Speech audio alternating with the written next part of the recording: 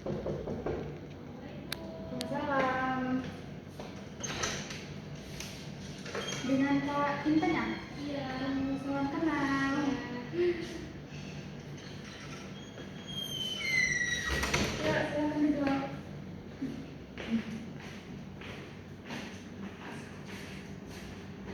Silakan duduk. Ya, terima kasih. Ya.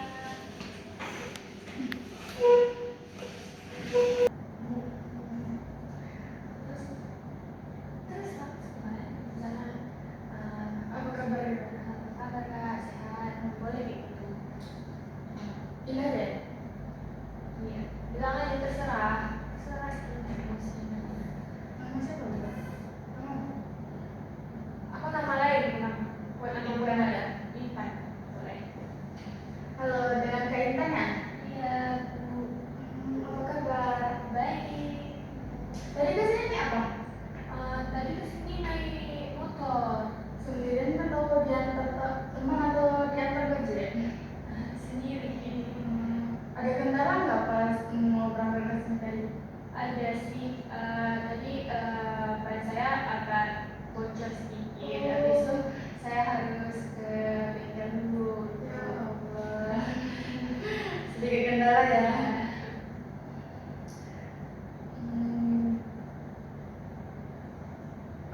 Kalau boleh tahu, Kak Intan tinggal di mana sekarang?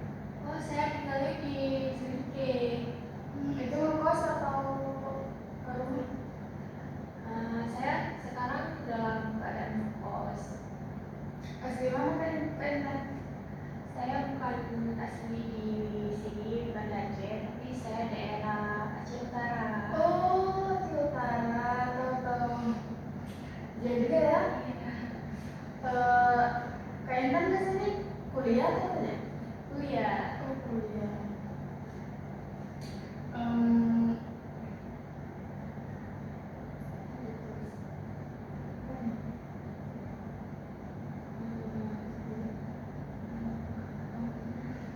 Sebelumnya Kak Intan udah tahu belum? Udah pernah belum ini ngikutin sisi konseling? Sebelumnya belum pernah, ini yang pertama kali. Pertama kali ya. Tahu sisi konseling kami dari mana ya Kak Intan? Dengar-dengar dari teman-teman, jadi penasaran. Oh, pertama kali juga ya. Saya senang sih kamu memutuskan sisi konseling dengan saya. Sebelumnya Kak Intan udah tahu belum apa itu bimbingan konseling? Belum ya? Jadi, bimbingan konseling itu adalah proses bantuan yang diberikan oleh konselor kepada klien untuk menyelesaikan masalah klien. Kalau saya boleh tahu, Kak Intan ada masalah? Kalau boleh saya tahu ini, Kak Intan ada yang bisa saya bantu nggak? Nah, jadi kan ada Kak, jadi kan saya kan sekarang kan tinggal di kos kan pasti kos itu kan nggak mungkin kan kita sewa tuh sendiri. Iya. Ada kawannya. Kan ada satu kamar tuh misalnya ada dua, ada yang tiga.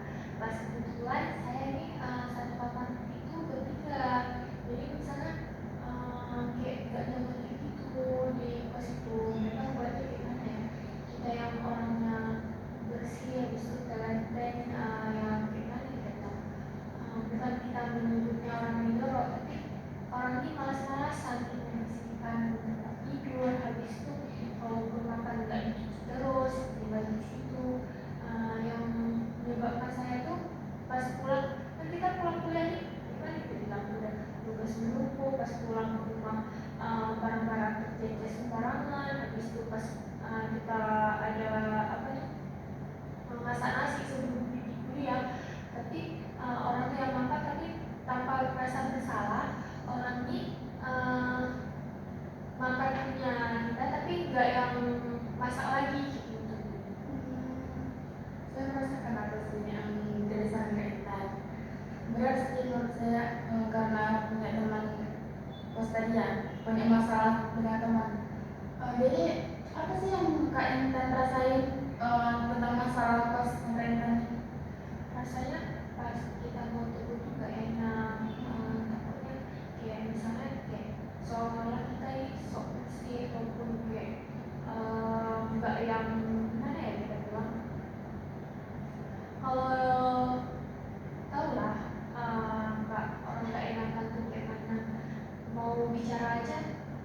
susah gitu.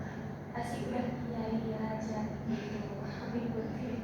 Oh, berarti kak Intan ada masalah sama teman kos, terus kak Intan juga nggak enak ya sama teman-temannya.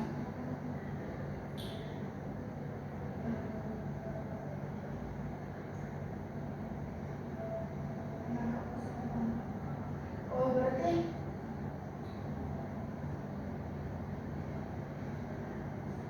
nggak peserta berseperti itu. Ya.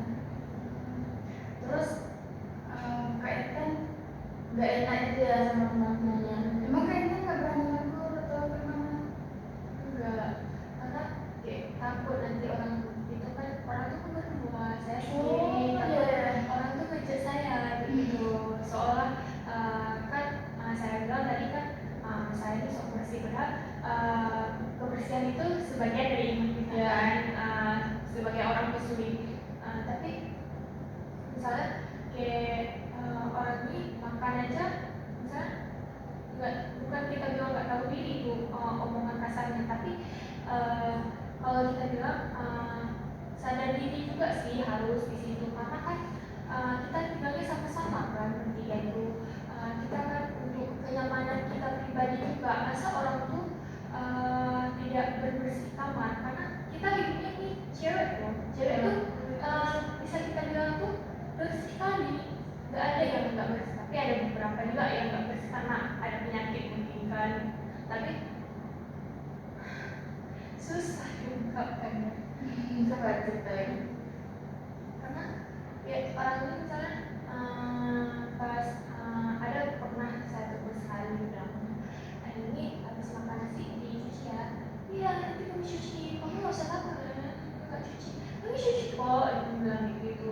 Kamu ini sungguh bersih sekali gini, nanti kalau tuh nggak usah, misalnya kayak orang tuh kayak bilang kalau kayak gini nggak usah kotorin sama kamu ya, sama orang lain aja, misalnya kayak orang tuh kayak menjat saya tapi kayak menjauhi kayak gitu, habis itu nggak mau ngomong kayak gitu beberapa hari, tapi nanti ngomong lagi gitu. Setiap saya tegur pasti saya yang salah, padahal orang tuh yang salah. Memang saya tahu diri cara tegur saya mungkin salah gitu, tapi saya juga yang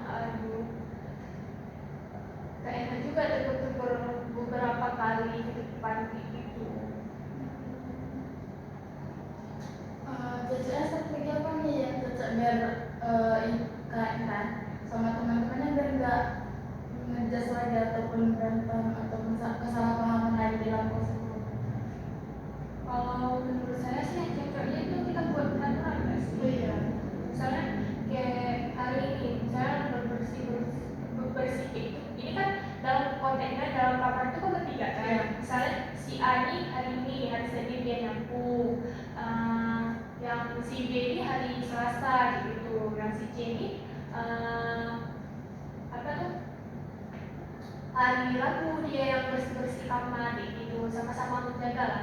Nanti yang habis makan tuh kenapa nggak gerak aja, habis makan langsung cuci kayak gitu biar tampak bersih. Itu kan dia tinggal tidur, nggak nanti mikir lagi apa masih banyak tumpukan piring di situ, piring kotor gitu. Habis itu kenapa nggak kita kan ini kan sama-sama dalam konteks kos kan, kenapa nggak kita kan ini kan masak kan sama-sama tuh. Kenapa enggak misalnya kita mau makan ini enggak, kita sama-sama apa tuh patungan uangnya kita beli ini, enggak yang satu orang beli ini habis itu dia masak lagi, tapi enggak dipikirin kawannya kayak mana, dia tinggal makan punya orang aja gitu. Itu nggak boleh, tapi kita patungan gitu. Kalau kamu mau makan kita patungan, kita kerjasama, kamu yang masak, kamu yang misalnya si A masak, si B nyuci piring, yang si C ini misalnya bantu nyuci ataupun bantu potong-potong kayak gitu lah, ataupun kalau nggak bisa si C ini bantu aja belanja udah gitu. Strateginya cocok nggak untuk kaitan? Kalau menurut saya cocok sih, tapi balik lagi ke si pelaku juga.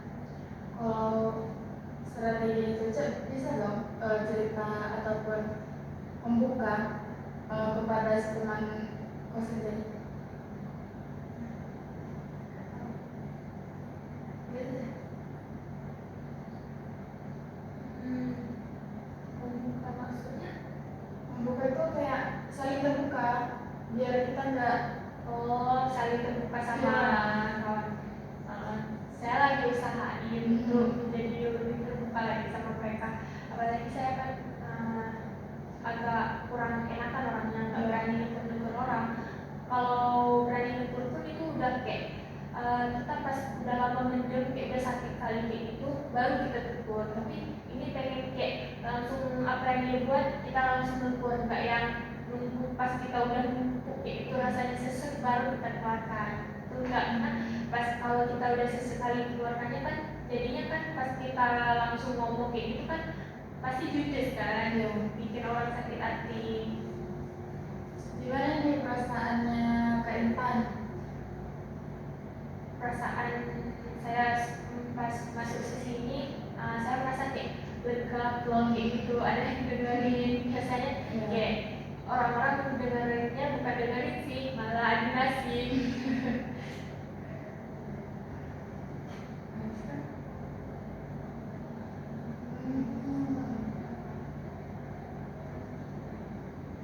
Sampai situ sih.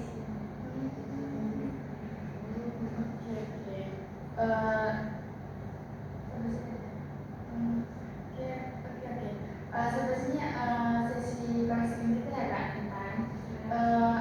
Apa mungkin kita ada ini nggak?